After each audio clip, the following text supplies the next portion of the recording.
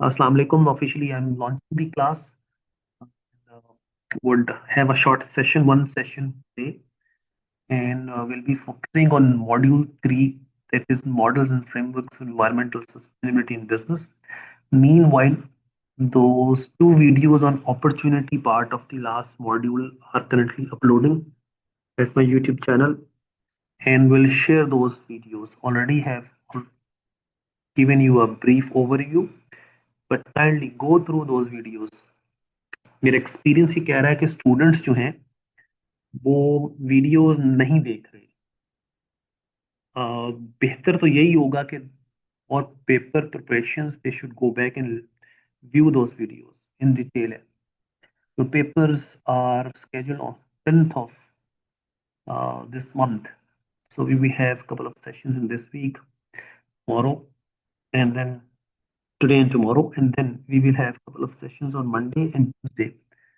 And on Tuesday night onward, on Wednesday, we will be rehearsing the various aspects of the paper.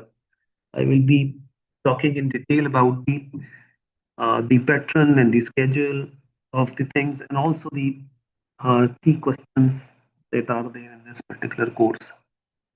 तो कोशिश ये होगी कि आपका एक अच्छा बिल्डअप हो और फिर आप फिर पेपर दे जाएं।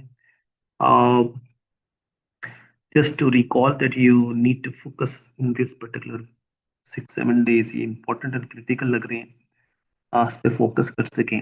2 वीडियोस ऑन योर वे वो आ रही हैं फॉर द लास्ट सेशन, आप उसको एज वीडियो रिकॉर्डिंग के तौर पर देख लें। आज का सेशन टिपिकली जो है वो मॉड्यूल थर्ड पे है। मुझे लगता है ये 3 मॉड्यूल्स ही पेपर में आ रही हैं।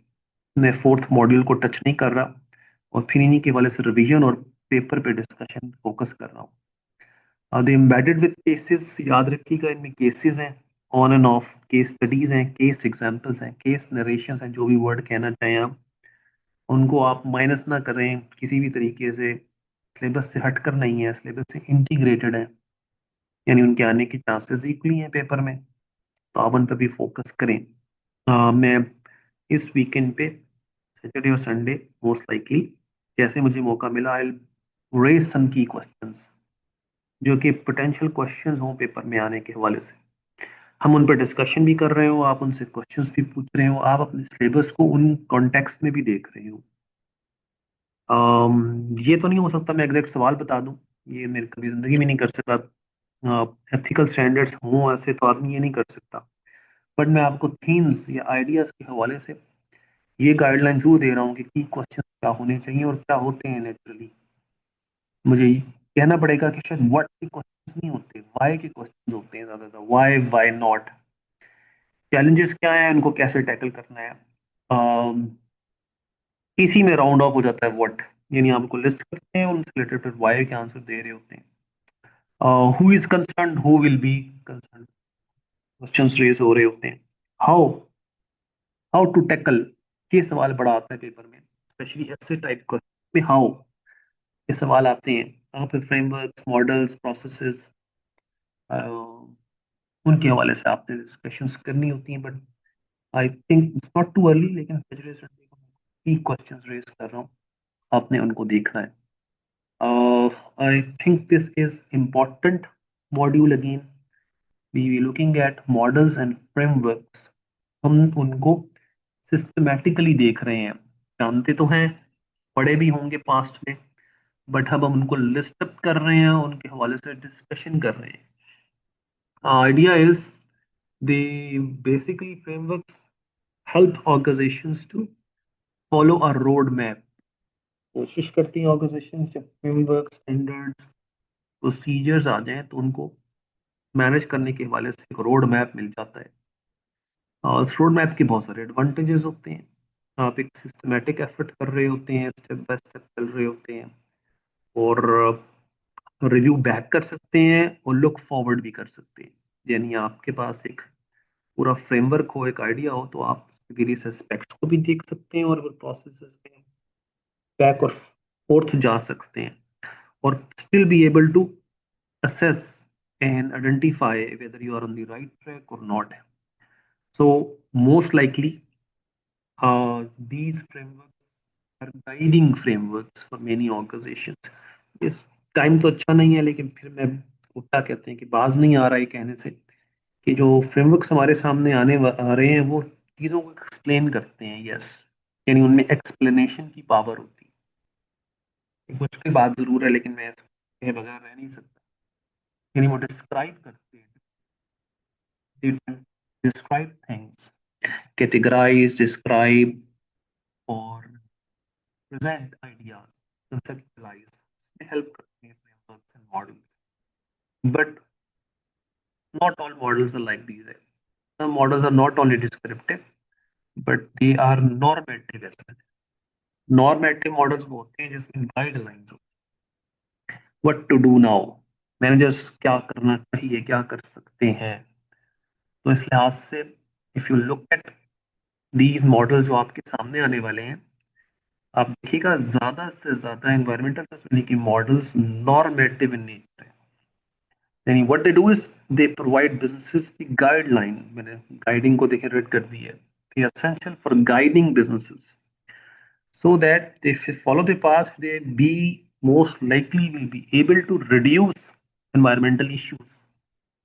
एक company is able to navigate and see whether they striking the right balance, यानी environmental और इकोनॉमिक दोनों ऑप्शंस के दरमियान एक डेलिकेट बैलेंस क्रिएट कर पा रही हैं या नहीं कर पा रही। खास तौर पर अपने ऑपरेशंस या अपनी ओवरऑल स्ट्रेटजीज के लिहाज से भी they be able to see navigate. Navigate का मतलब होता है go forward, go back, evaluate and then reassess. यानी वो सारी बातें जो आप फ्रेमवर्क्स के हवाले से सोच सकते हैं, वो गाइडेंस भी देते हैं और ऑपरेशन को मनूवरिंग करने में, नेविगेट करने में भी हेल्प कर सकते हैं। इसलिए हमें इन्वायरमेंटल सस्टेनेबिलिटी के हवाले से फ्रेमवर्क्स को पढ़ना चाहिए। नाउ जब मैं यहाँ तक बात कर रहा हूँ तो इनफैक्ट असल में मैं उस क्वेश्चन का आंसर दे रहा हूँ। अगर आप पेपर के क्वेश्चन को साथ साथ लिखते जाए, बुरा नहीं है, नोट करते जाए, तो मेरा सवाल असल में जिसका जवाब मैं दे रहा हूँ अब तक यहाँ, that is why we need frameworks और environmental sustainability in businesses। मैंने उसका जवाब दिया कि वो बिजनेसेस को समझाते हैं कि वो फिनोमेना है क्या या उसमें की एस्पेक्ट्स क्या है, बट उनके लिए गाइडेंस का भी पर्पस पूरा करते हैं। यानी उनको करना क्या चाहिए, नॉर्मेटिव होते हैं यानी गाइडलाइन देते हैं, but also organisation be able to manoeuvre, navigate, go forward, go back, and then see whether they are on the right track or not है। इसमें भी हेल्प करते हैं। Finally but not the least, frameworks, models, procedures, ये सारे originate हुए हैं systemic thinking से, यानी चीज़ों को सिस्टमैटिक तरीके से मैनेज करने के हवाले से। वो एक आपको एक सिस्टम देते हैं जिसमें आप चीज़ों को ओवरऑल को कंप्रिहेंसिवली मैनेज कर सकते हैं। दैट्स व्हाई आप ये वर्ड देख रहे हैं जो कि सबसे पहले लिखा हुआ है, ये भी वो बता रहा है कि why we need framework for environmental sustainability. इसका जवाब दे रहा है, they give you the holistic approach.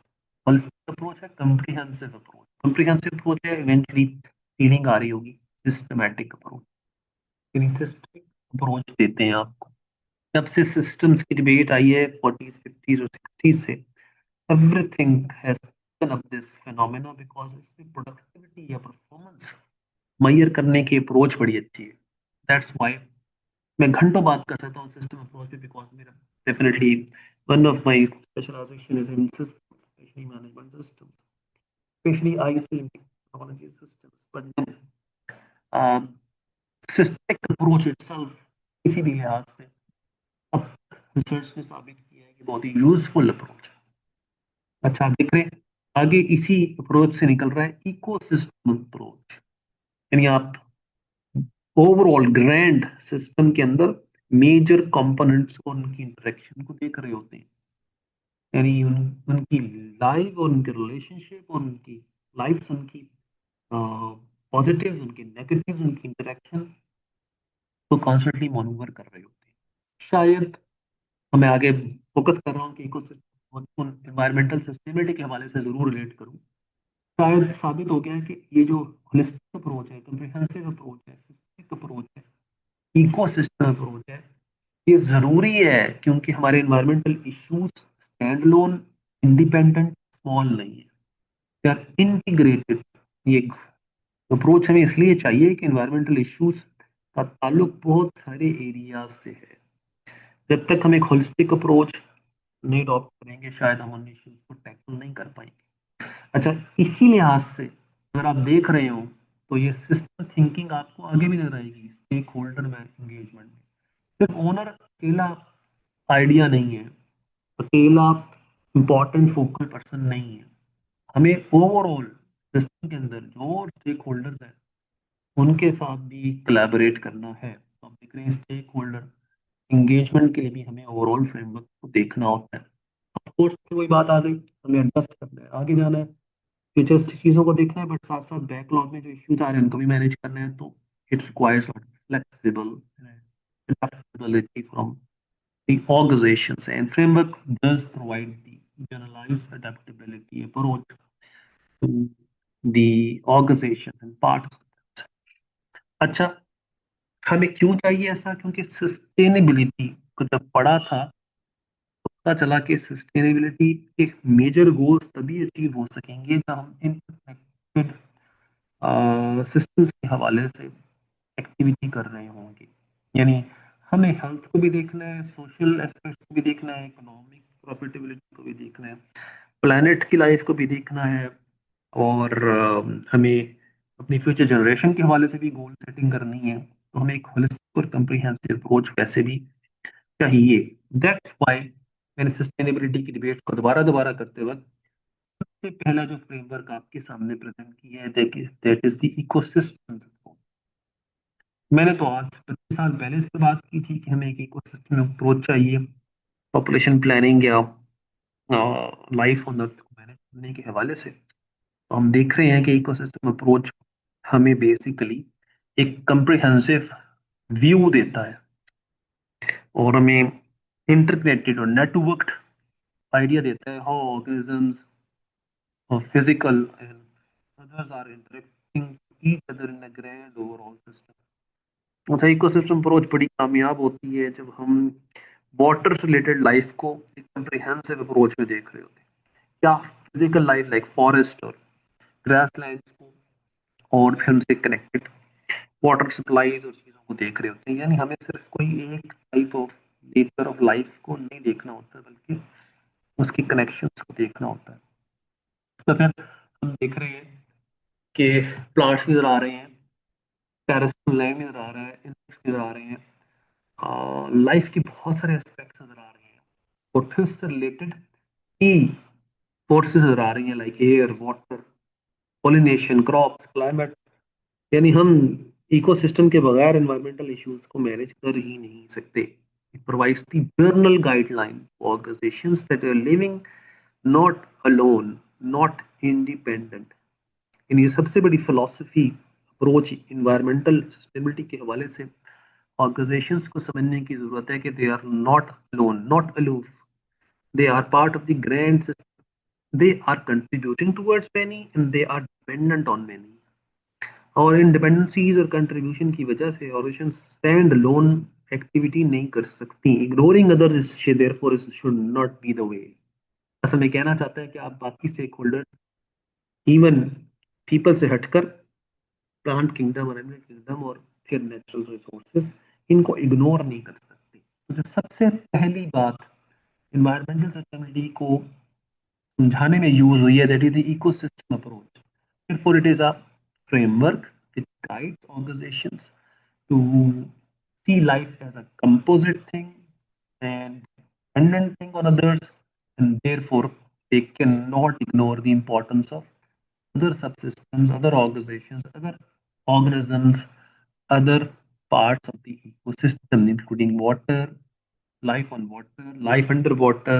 आपने यूएनडीपी के कोर्स में देखा होगा life on land and life under the sea, दोनों की इंपॉर्टेंस की बात कर रहा है। और ये मैं किसने समझाया? ये इकोसिस्टम अप्रोच। जो ज्यादा बिजनेस में चल रहा है वो तो जनरल एनवायरनमेंट के हवाले की अप्रोच थी। जो ज्यादा बिजनेस वर्ल्ड में चल रहा है that is the this model which is called triple bottom line framework है, TBL। I think top of the notch organisations जब इंटरव्यू करती हैं कैंडिडेट्स का, तो वो पूछती हैं having idea on TBL, triple bottom line. Candidates लोग लॉस्ट, उनको पता नहीं होता ये क्या है। तो इस लिहाज से एक बड़ा यूजफुल बात है कि हम इसको यहाँ डिस्कस कर रहे हैं। और एनवायरमेंटल सस्टेनेबिलिटी के हवाले से जितनी भी आप डिबेट सुनेंगे उसमें ये वाला मॉडल फ्रेमवर्क काफी ज्यादा यूज होता है। अगेन इकोसिस्टम अप्रोच ने गाइड किया है, उसने समझाया है, उसने बताया है कि ट्रिपल बॉटम लाइन फ्रेमवर्क ये कहता है कि आपकी सोशल, इन्वायरमेंट एंड इकोनॉमिक तीनों परफॉर्मेंसेस इंपॉर्टेंट है। इकोसिस्टम अप्रोच तो जनरल गाइडलाइन देती थी, हम बिजनेसेस क्या करें, तो उनको एक ओवरऑल फ्रेमवर्क दिया गया है कि जिसमें उनको बताया गया है कि सिर्फ प्रॉफिट क्रिएट करना आपकी जिम्मेदारी नहीं है, रादर आपने ऐसी प्रैक्टिस करनी है जिसमें आपने एनवायरनमेंट और प्रॉफिट के दरमियान एक डेलिकेट बैलेंस क्रिएट करना है। यानी वो यही ये कहता है कि आप प्रॉफिट मैक्सिमाइज करते करते एनवायरनमेंट को इग्नोर नहीं कर सकते। ये बात किसने समझाई थी? इकोसिस्टम पर्सपेक्टिव में समझाई थी कि आपने इग्नोर नहीं करना। तो इसलिए आज से 3 Ps की बात करता है, ये ट्रिपल बॉटम लाइन है, दैट्स व्हाई ट्रिपल का वर्ड है इसमें। और वो समझता है, कंसेप्ट ये कहता है कि you need to focus on profit but also on people, but also on planet. 3 Ps. The triple bottom line, therefore, re-emphasize the importance of a delicate balance in the ecosystem, which comprises of the important pillars. तो आप देख रहे हैं कि profit, people and planet. Planet includes all types of habitat and natural resources हैं। Ecosystem उसको बहुत ही scientific perspective से बात कर रही थी। ट्रिपल बॉटम लाइन ने बिजनेस को समझाने के लिए उसको एक कंपोजिट आइडिया दे दिया है। John Elkington in 1994 developed this model, this framework, और it helps organization, फिर क्या framework helps organization assessing impact, fostering transparency and accountability। यानी ये मॉडल आपको हेल्प, क्या आपने करना क्या है, फिर असेस कैसे करना है, फिर आप कितना अच्छा या बुरा कर रहे हैं, यानी आप उसको भी प्रेजेंट कर सकते हैं। तो आपने सुना होगा, आगे जाके हम देखेंगे रिपोर्टिंग। तो ESG को आगे जाके हम पढ़ने वाले हैं, वो भी एक रिपोर्टिंग फ्रेमवर्क है। TBL is also a reporting framework है। यानी अगर आप ट्रिपल बॉटम लाइन फ्रेमवर्क को फॉलो कर रहे हो, तो ये आपको फिर इन्वायरमेंटल सस्टेनेबिलिटी के हवाले से रिपोर्ट्स क्रिएट करने में भी हेल्प करता है, guides in many ways. Now look at this framework. तो वो कहता है कि 3 पिलर्स हैं, people, planet and profit. Now अगर आप रिकॉल कर सकें, तो हम इससे पहले इसके थ्योरेटिकल बैकग्राउंड में जा चुके हैं। हमने लास्ट मॉड्यूल्स में कहा था कि हम स्टॉक होल्डर पर्सपेक्टिव की बजाय इस वक्त स्टेक होल्डर पर्सपेक्टिव की बात कर रहे हैं। तो उसी तरह की कुछ फिनोमिना नजर आ रहा है इसमें कि हम सिर्फ profit maximization which was stock holder perspective, उससे बियॉन्ड होकर, यानी कॉर्पोरेट सोशल रिस्पॉन्सिबिलिटी CSR, जो कि एक और फ्रेमवर्क है, उसके अंदर बहुत सारे और भी एस्पेक्ट्स हैं अदर देन एनवायरनमेंट। वो भी ये फिलॉसफी रखता है कि हमें स्टेक होल्डर्स व्यू लेना है। यहाँ भी हमें नजर आ रहा है कि people which is general community and people है, लाइफ ऑन अर्थ है, प्लेनेट जो कि नेचुरल रिसोर्सेज को भी बिल्डअप करता है, और फिर इकोनॉमिक परफॉर्मेंस यानी प्रॉफिटेबिलिटी, इनके दरमियान एक डेलिकेट बैलेंस क्रिएट करने की जरूरत। That's why triple bottom line के 3 एरियाज बनते हैं। Organization has greater responsibility and accountability towards economic performance, यानी हमने प्रॉफिटेबल होना है। ये बात इंपॉर्टेंट है क्योंकि प्रॉफिटेबल होंगे, पैसा होगा, रिसोर्स होगा, तभी हम एनवायरनमेंट की केयर भी कर सकेंगे। सेकंड वो कह रहा है सोशल रिस्पॉन्सिबिलिटी, यानी हमने लोगों के हवाले से, उनके रिलेशनशिप्स के हवाले से, सोशल वेलबींग के हवाले से एक्टिविटी करनी है।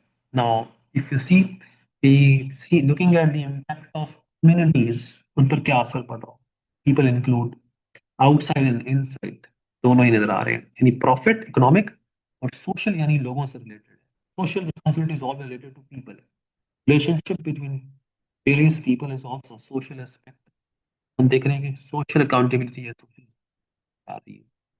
Finally but not the least, important model हमारे इसलिए है कि उनका एक इम्पोर्टेंट क्रिटिकल पिलर जो है वो एनवायरमेंटल परफॉर्मेंस है, जिसको हम एनवायरमेंटल स्टीवर्डशिप कहते हैं। यानी उसके लिए पर्पसफुल एफर्ट कर रहे हैं, उसमें सक्सेस जनरेट कर रहे हैं, एनवायरमेंट पे पॉजिटिव इम्पैक्ट कैसे कास्ट कर रहे हैं। तो पॉजिटिव इम्पैक्ट दोनों वेज में है। हम इल्स को कम कर रहे हैं, यानी पोल्यूशन फ्री होने की कोशिश कर रहे हैं, पोल्यूशन को मिनिमाइज कर रहे हैं, और ना सिर्फ पोल्यूशन को मिनिमाइज कर रहे हैं बल्कि रिहेबिलिटेशन की भी कोशिश कर रहे हैं। यानी हम रिफॉरेस्टेशन कर रहे हैं तो रिहेबिलिटेशन है, एक्सटिंक्ट होने वाली स्पीशीज की रिहेबिलिटेशन के हवाले से काम कर रहे हैं, जैसे कि एंगरों के केस में आपने लास्ट वीडियो में देखेंगे, इंशाल्लाह रेडियो लेक्चर में आएगा। हम देख रहे हैं कि वो ना सिर्फ ये कर रही है ये नेगेटिव इम्पैक्ट को रिड्यूस करे, बल्कि कोशिश कर रही है कि पॉजिटिव इम्पैक्ट क्रिएट करे वॉलंटरली, और अपनी एफर्ट से, कोशिश से पॉजिटिव रिजल्ट जनरेट कर रही है। क्योंकि हम काफी बिगाड़ कर चुके हैं, तो ट्रिपल बॉटम लाइन जो है वो दोनों एस्पेक्ट्स को देखती है, यानी कोशिश करती है कि नेगेटिव एस्पेक्ट्स को कम करे, और फिर जो नेगेटिव हो चुका उसकी रिहेबिलिटेशन, रिन्यूअल की कोशिश करे। That's why it is a general guidelining principle है। और उसके थ्री इंपॉर्टेंट फिलर्स जो हमारे सामने नजर आ रहे हैं, that is profit generation, economic viability, और वायबिलिटी का वर्ड बड़ा अच्छा है। सस्टेनेबिलिटी के साथ जो दूसरा वर्ड यूज होता है वो वायबिलिटी है। वायबिलिटी का मतलब होता है कि हम चीजों को मोस्ट ऑप्टिमल वेज में यूज कर रहे होते हैं, ओवर यूज, अंडर यूज नहीं कर रहे होते, और इसकी वजह से वो लॉन्ग टर्म तक चल सकती है। क्योंकि सस्टेनेबिलिटी का जो सारा फोकस है वो हमें फ्यूचरिस्टिक लॉन्ग टर्म एक्टिविटीज को मेंटेन, तो देयरफॉर हम देख रहे हैं कि जो पहला फोकस नजर आ रहा है दैट इज प्रॉफिट मैक्सिमाइजेशन है, और ऐसी वैल्यू क्रिएट करनी है जिससे हमें लॉन्ग स्ट्रीम्स तक सेल्स या प्रॉफिट मिलता रहे। और इसके लिए हम कोशिश कर रहे हैं कि अपने हर मेजर स्टेक होल्डर, खासतौर पर कस्टमर, एम्प्लॉयज, इन्वेस्टर्स, इनकी बेहतरी के लिए काम कर रहे हैं। यानी हम आ, अपनी जो प्रॉफिट मैक्सिमाइजेशन है इसकी वजह से इकोनॉमिक परफॉर्मेंस जनरेट कर पा रहे हैं। वेयर एज सोशल रिस्पॉन्सिबिलिटी हम देख रहे हैं कम्युनिटी, पीपल, और खासतौर पर जो हमारे अदर स्टेक होल्डर्स हैं इनसाइड या आउटसाइड, उनके हवाले से कोशिश है। तो हम देख रहे हैं कि एम्प्लॉय वेलफेयर वो भी हमारे इंटरनल स्टेक होल्डर है, और कस्टमर या क्लाइंट्स बेटरमेंट वो भी हमारे की स्टेक होल्डर नजर आते हैं। तो उनके साथ भी एक लॉन्ग टर्म रिलेशनशिप के हवाले से मूवमेंट नजर आती है। आपने देखा होगा CRM, कस्टमर रिलेशनशिप मार्केटिंग या मैनेजमेंट, उसका फोकस भी यही है। मार्केटिंग ने इस पे काफी अच्छे से बिल्डअप किया, building trust with customer, developing a long term profitable relationship with customer, taking care of your customer, सारे उसके फ्रेम में ईज ऑफ यूज देना है, या उसके हवाले से उसकी क्रिटिज्म को और फीडबैक को अप करना है और उससे फर्दर वैल्यू जनरेट करनी है। ये सारे ही फ्रेम हमारी ग्रेटर रिस्पॉन्सिबिलिटी टुवर्ड्स पीपल और उनसे रिलेटेड रिलेशनशिप बिल्डिंग पर है। Finally but not the least, triple bottom line जो है उसका फोकस एनवायरमेंटल बेटरमेंट के हवाले से, और हम इस पर बहुत ज्यादा बात कर चुके हैं ऑलरेडी। हम बता चुके हैं कि resource reusability, resource management, resource scarcity को की तरफ कंट्रीब्यूट नहीं करना बल्कि उसकी तरफ रिहेबिलिटेशन करनी है, रिसोर्स को रीबिल्ड करना है। ये ऑर्गेनाइजेशन की फिलॉसफी होनी चाहिए। उनकी इनएफिशिएंसीज को रिमूव करके एफिशिएंट सप्लाई चेन पे जाना है, ताकि वो कम से कम एनर्जी कंज्यूम कर रही हो और रेजिलिएंट हो, लॉन्ग सके। फाइनली हमने एक positive impact on the overall climate उसकी तरफ फोकस करना है by minimizing green house emissions है, but also rebuilding and renewal of the positive aspect of climate है, उसके लिए कोशिश करनी है। तो आज के जो दो इम्पोर्टेंट फ्रेमवर्क्स हमने डिस्कस किए, we have got less than 3 to 4 minutes available in this. That is पहला सवाल जो हमने जिसका आंसर आज ढूंढा है, that is why we need frameworks. हमें फ्रेमवर्क्स और मॉडल्स की जरूरत क्यों है? ख्याल से बहुत सारे आंसर्स दिए, और फिर सेकंड पार्ट में मैंने दो जर्नल गाइडलाइनिंग जो फ्रेमवर्क्स हैं उनके हवाले से आपको गाइडलाइन दी है, दोनों एक दूसरे से इंटीग्रेटेड, एक दूसरे से इंस्पायर्ड नजर आते हैं। ये ट्रिपल बॉटम लाइन जो है वो बिजनेस ओरिएंटेड मॉडल ज्यादा दिखता है, क्योंकि इसमें प्रॉफिट मैक्सिमाइजेशन, इकोनॉमिक परफॉर्मेंस पे जोर है। Whereas this ecosystemic approach, ecosystem approach जो है वो जर्नल एनवायरमेंटल केयर के हवाले से मॉडल और गाइडलाइनिंग प्रिंसिपल नजर आते हैं। और इसकी कोशिश ये है कि ह्यूमन लाइफ एक डेलिकेट बैलेंस क्रिएट कर ले, जो कि पहले नेचर में मौजूद था और हमने उसको डिस्ट्रॉय कर दिया है बाय एक्सेसिव यूज और growth in the population. Excessive growth in population है, लिमिटेड रिसोर्सेज के साथ उस पॉपुलेशन की जो इल्स हमने फेस कर रहे हैं उसकी वजह से आया है। तो वो जर्नल एनवायरनमेंट का मॉडल है और उससे इंस्पायर होकर triple bottom line, this is one of the other framework जो कि हमें नजर आ रहा है, इस पर हमने आज बात की है। जब हम कल वापस आ रहे हैं तो फिर हम आने वाले और फ्रेमवर्क्स की बात भी कर रहे हैं। हम देख रहे हैं कि टीबीएल हमें हेल्प करता है बहुत सारे वेज में, और हम इसके वाले से बहुत सारी चीजों को देखने वाले हैं। और वो मशहूर कंपनीज बार बार आ रही हैं। पेटागोनिया बहुत दफा एज अ मॉडल केस के तौर पर आई है। यूनिलीवर, एचपी, ये मॉडल केसेस नजर आ रहे हैं जो कि टॉप नॉच ऑर्गेनाइजेशंस हैं। और उनकी ब्रीफ माइनर सर्च से भी आपको बहुत अच्छा मटेरियल मिल सकता है इस हवाले से कि वो किस तरीके से इन एलिमेंट्स को टेकअप कर पा रही हैं। ऑल दो ये फ्रेमवर्क तो नहीं है बट मॉडल है। दैट्स व्हाई आप देख रहे हैं सर्कुलर इकोनॉमी, इस हवाले से इसको एज अ मॉडल के तौर पर प्रेजेंट किया गया। वेयर एज हम देख रहे हैं कि कुछ और भी सस्टेनेबिलिटी के मॉडल्स इमर्ज हो रहे हैं, शायद इतने ज्यादा पॉपुलर नहीं है because they are very specific हैं।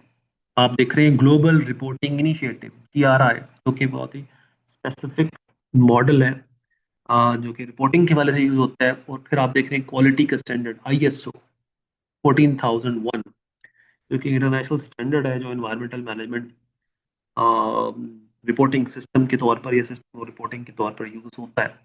जनरली हम देख रहे हैं कि UNDP ने बहुत ही क्लैरिफाई 17 गोल्स बना दिए हैं, वो भी एक फ्रेमवर्क है।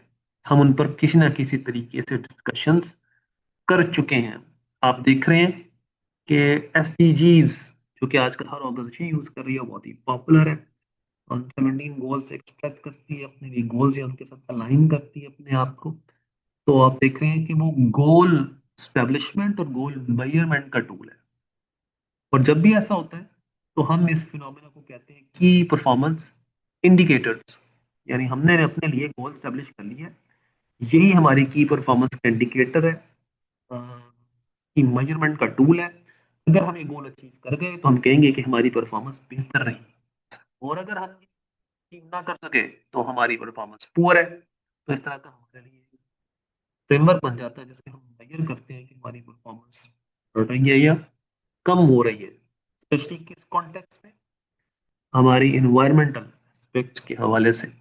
फिर हम देख रहे हैं कि बहुत सारे और मॉडल आ रहे हैं जिनको हम इवेंचुअली पढ़ने वाले हैं। उनकी फिलॉसफी हमें बहुत ही क्लियर नजर आने वाली है। बायोडाइवर्सिटी को इम्प्रूव करने के हवाले से, प्लांट किंगडम की लॉन्गेविटी के हवाले से, हमें देख रहे हैं कि ग्रीन सप्लाई चेन बहुत ही फेमस मॉडल है। वैसे तो बहुत सारी चीज़ों से ग्रीन जुड़ा हुआ है, बट हम इस पर बात करेंगे इवेंचुअली नेक्स्ट मॉडल। फिर हम देख रहे हैं लाइफ साइकिल असेसमेंट, LCA, शायद आपने इस पे जनरल बात की होगी, हम इसको दोबारा देख रहे हैं। बेंचमार्किंग को भी देखेंगे। LCA के हवाले से मैंने बहुत सारी चीजें बताई हैं, बट फाइनली ये मॉडल सबसे ज्यादा पॉपुलर है जो कि नेक्स्ट मॉडल प्रैक्टिस में हम कल देखेंगे, that is the ESG model है। सबसे ज्यादा यूज होने वाला मॉडल, पॉपुलर मॉडल इस वक्त यही है। और इस हवाले से हमने कैसे रिपोर्टिंग करनी है या मेरे कैसे क्राइटेरिया होगा उनके हवाले से डिटेल आने वाले सेशन में आपके पास है। और फिर integration of these three focuses which is environmental, social, governance, इस हवाले से जो एक इंटीग्रेटेड एफर्ट नजर आनी कई ऑर्गेनाइजेशन ने, उस हवाले से हम चीजों को प्रेजेंट कर रहे होंगे और यहाँ पे कंक्लूड कर रहे होंगे। I hope we have learn a bit in today's session. मैं इसकी रिकॉर्डिंग आपके साथ अभी शेयर कर, और मीन वाइल मोस्ट लाइकली थोड़ी देर तक पिछले मॉड्यूल की वीडियोस भी आपके सामने आ रही है। Better go through those.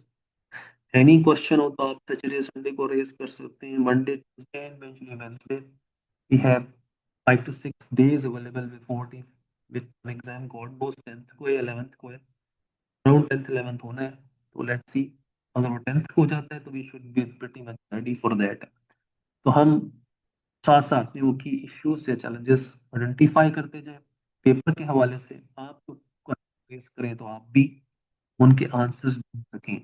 Better is to watch the videos one after another. मैंने जानबूझ के उनके टाइटल से बनाए हैं कि वो मॉड्यूल 1 है, सेशन ए है, मॉड्यूल 1 है, सेशन बी है, मॉड्यूल ए सेशन सी है, module 2 session A B C, इस तरह बनाए हैं ताकि आप उनको फिर ब्राउज बैक कर सकें। I will try my level best, मैं उसको गूगल क्लासरूम पे भी लिंक कर दूं ताकि आप उनको वहां से देख सकें। ठीक है, इंशाल्लाह we will have couple of sessions tomorrow इंशाल्लाह, सेम ऑलमोस्ट सिमिलर टाइमिंग्स।